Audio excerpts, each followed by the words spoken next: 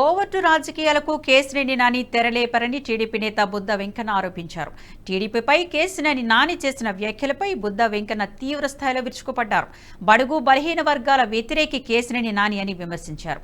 నమ్మి 2 సార్లు ఎంపీ చేస్తే చంద్రబాబునే తిడతావా అంటూ నానిపై ఫైర్ అయ్యారు. ఆయారం గయారంలకు కేసినేని నాని అధ్యక్షుడని మండిపడ్డారు. టీడీపీ జెండా కింద ఉన్నందునే ఇంతకాలం భరించామని ఆగ్రహాన్ని వ్యక్తం చేశారు.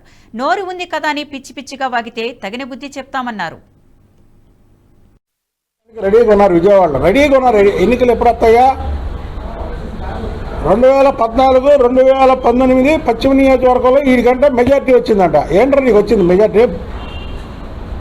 పశ్చిమ నియోజకవర్గం ఎవరిదిరా? మాది. నువ్వెవడివి? నువ్వెక్కడోడివి?